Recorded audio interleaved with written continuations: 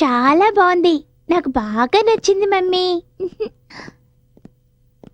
Daddy రా రా రా రా రా.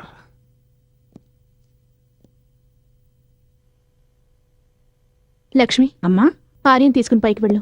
అలాగేమ్మా. Come on Arya. Good night mummy. Good night. Good night daddy. Good night.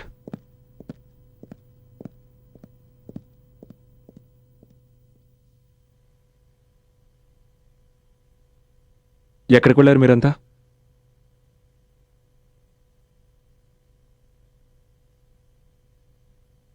పిల్లల నాటకాన్ని చూపించడానికి. బాబు కూడా పెద్దవాడు అవుతున్నాడుగా. అయితే ఇంట్లో జరుగుతున్న నాటకం గురించి వీడు గ్రహిస్తున్నట్టున్నాడు.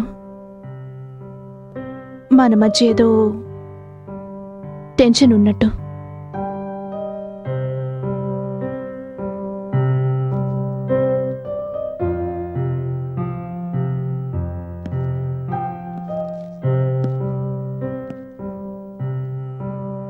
మరి నీకేమనిపిస్తుంది? నేను భారీగా ఆలోచించడం మానేశానాది. ఇప్పుడు నేను 6 ఏళ్ల ఆర్యకు తల్లిలా ఆలోచిస్తున్నాను. మీరు తండ్రిలాగా ఆలోచించకపోయినా కనీసం తండ్రిలాగా ఉండడం నేర్చుకోండి.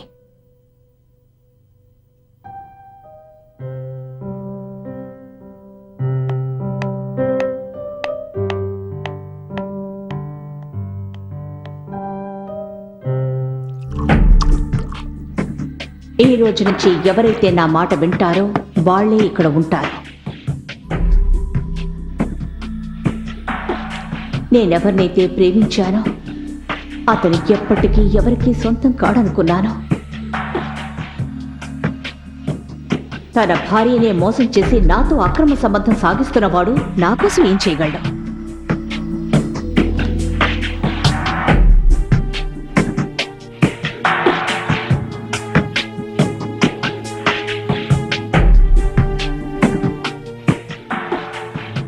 అసలు నువ్వు ఎవరి ప్రేమకి అర్హుడివి కాదు.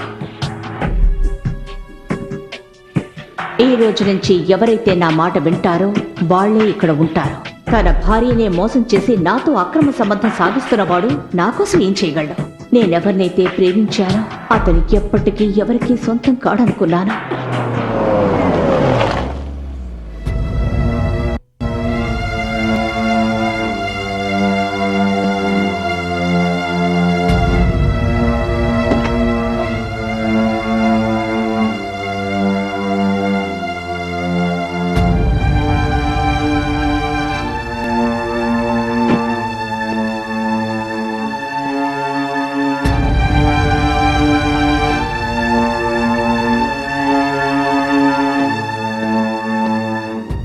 లీలా, లీలా, ఎందుకొచ్చావు ఇక్కడికి? నేను నీతో కొంచెం మాట్లాడాలి. అసలు నీ గురించి నువ్వేమనుకుంటున్నావు? Is this love and affection? నేను నీ జీవితం నుంచి దూరం అయ్యి ఒక్కరోజు కూడా కాలేదు. అందులో నువ్వు ఇంకొకరి లవ్ చేయడం మొదలు పెట్టావా? నీ కేవలం ఇతరులను ఉపయోగించుకోవడం మాత్రమే తెలుసు. You know what?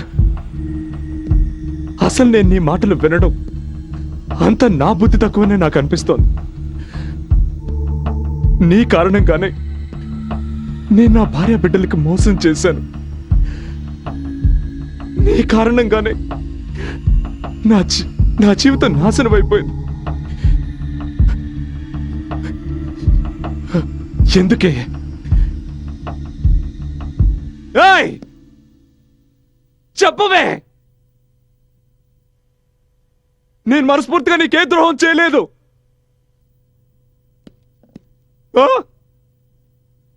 నా జీవితాన్ని నాశనం చేసి ఇప్పుడు నువ్వు ఇలా మౌనంగా ఉంటే ఎలా?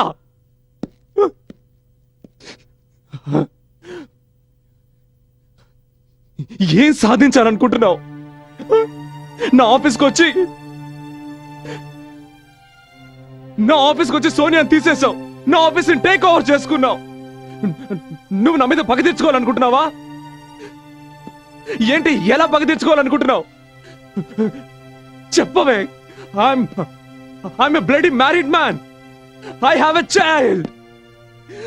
I have a wife. ఇప్పుడు విషయం అర్థమైందా నీకు?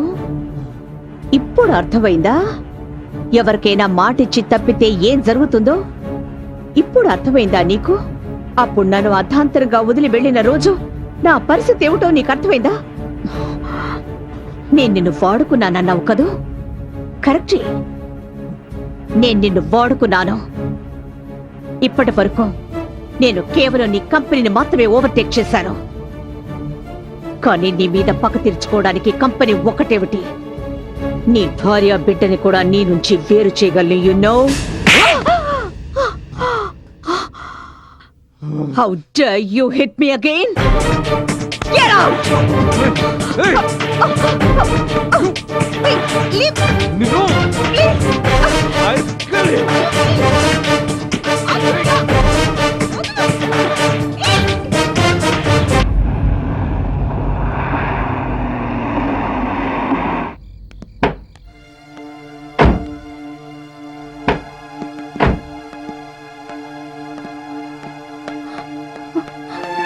అది వాట్ హ్యాపెన్? అదే మీరు మందు తాగారా? నో, లేదు. రక్తం అది ఎలా తగిలింది మీకు? ఎవరు కొట్టారు మిమ్మల్ని? అయ్యో, ఓకే. ఎక్కడి నుంచి వస్తున్నారు ఈయన? సత్య, నేను ఏమైంది? అది నువ్వు లోపలికి పద, లోపలికి పద. Careful, careful.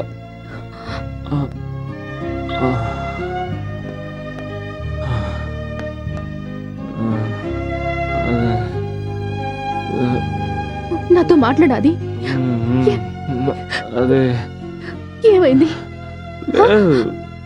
ఏం లేదు సత్య.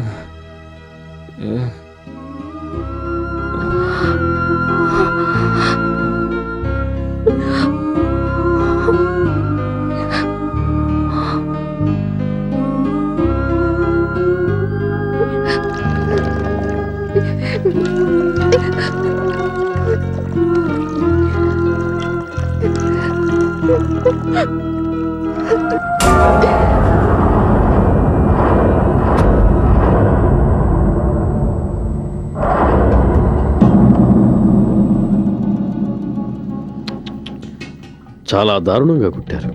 ఎవరు చేస్తుంటారు ఈ పని? హంతకుడు ఎవరైనా సరే లీలావతికి బాగా తెలిసిన వాడై ఉండాలి.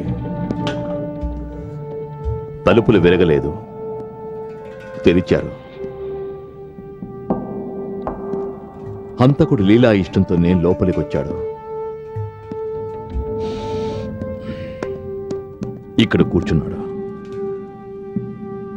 ఆ తర్వాత అతడు తన నిజ స్వరూపాన్ని చూపించాడు.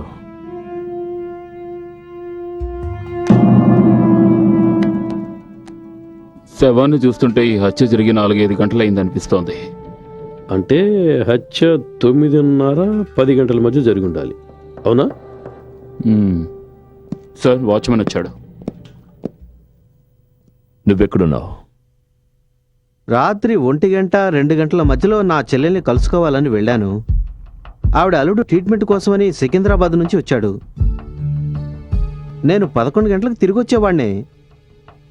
మేడం గారుంటే వర్షం వస్తుందేమో అనుకొని ఆగిపోయాను. తరువాత సుమారు 2 గంటలప్పుడు నేను తిరిగి వచ్చాను. అక్కడ చూసేసరికి మేడం గారు కారు బయటే ఉంది, అలాగే తలుపు తెరిచే ఉంది. మేడంతో నేను వచ్చినట్టు చెబుదామని చూసేసరికి మేడం శవమై ఉన్నారు.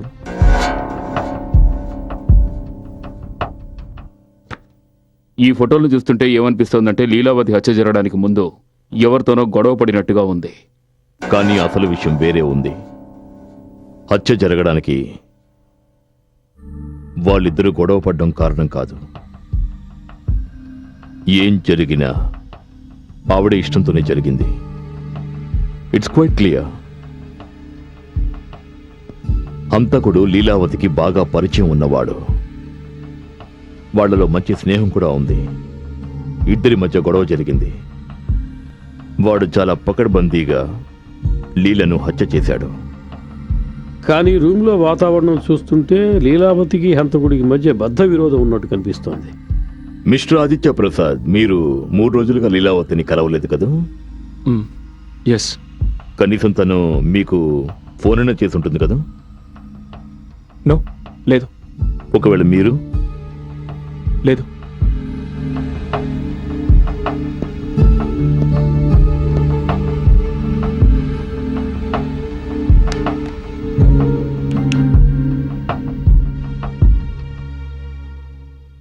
చూడు లీలా, వింటున్నావా?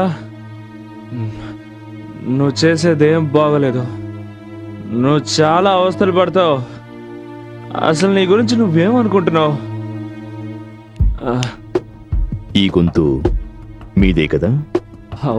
అది నేను తనకి ఫోన్ చేశాను. But but that that that that doesn't proves anything. దీని ఉద్దేశం నేను తను హత్య చేసినట్టు కాదు కదా. మరి మీరు ఎందుకు అబద్ధం చెప్పారు? ఎందుకంటే నా భార్యకి దీని గురించి అసలు ఏమీ తెలియదు. అలాగే నేను సత్యకి ఎలాంటి ఇబ్బంది రానివ్వకూడదు అనుకున్నాను. Just I want to keep her out of this. I see. ఒక సలహా చెప్తాను మీకు. ఒకవేళ మీరు ఇప్పుడే మీ భార్యకు చెప్తే బహుశా ఆవిడకి కొంచెం తక్కువ షాక్ కలుగుతుంది.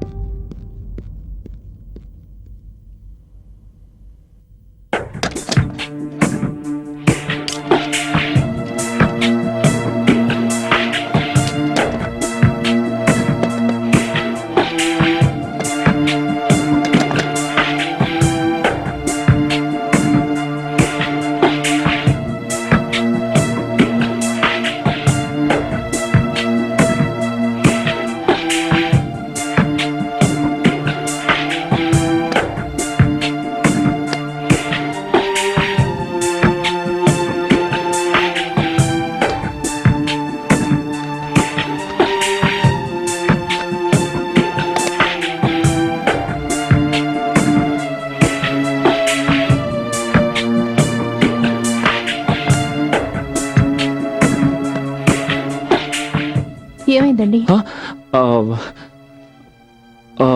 పేపర్స్ ఏమైనా వెతుకుతున్నారా? లేదు, డాక్యుమెంట్స్ కోసం వెతుకుతున్నాను, ఆఫీస్వి. ఇంత రాత్రి వేళ? వాటితో కొంచెం పని ఉంది. అది ఏం కాలేదుగా? యా అదే లీలా హత్య జరిగింది. వాళ్ళ ఇంట్లో పోలీసులు అనుకుంటున్నారు నేనే తనని ఎవరో నన్ను ఇరికించడానికి ట్రై చేస్తున్నారు.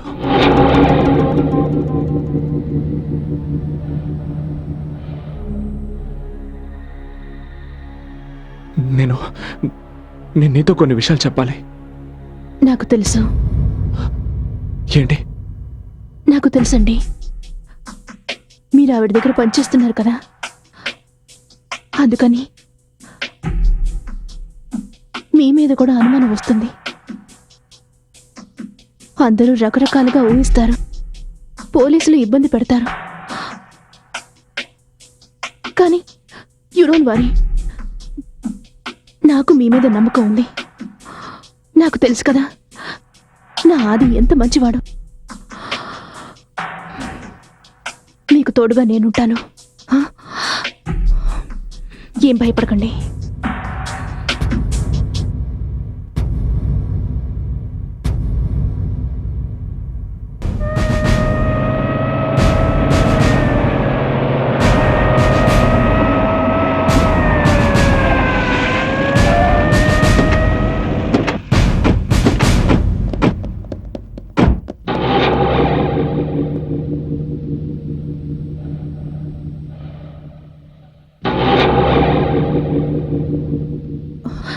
అది పోలీసులు వస్తున్నారు.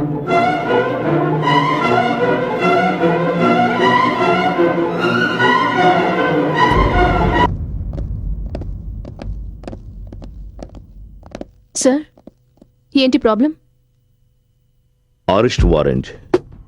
మిస్టర్ ఆదిత్య ప్రసాద్ లీలావతిని మర్డర్ చేసినందుకు అరెస్ట్ చేయాలని వచ్చాం. ఏంటి? ఏం మాట్లాడుతున్నారు మీరు?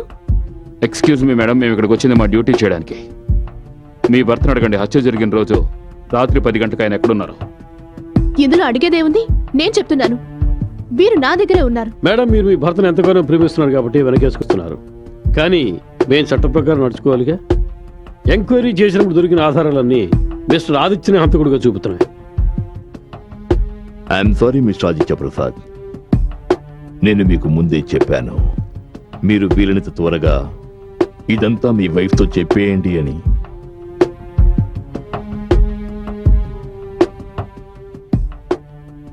I'm sorry. ఇప్పుడు మిమ్మల్ని మీ భార్య ముందే అరెస్ట్ చేయక తప్పడం లేదు. ఏమిటి మీరు చేస్తున్న పని? మీకెవరో రాంగ్ ఇన్ఫర్మేషన్ ఇచ్చారు. ఈయన అలాంటి వారు కాదు. చేదు హృదయంలో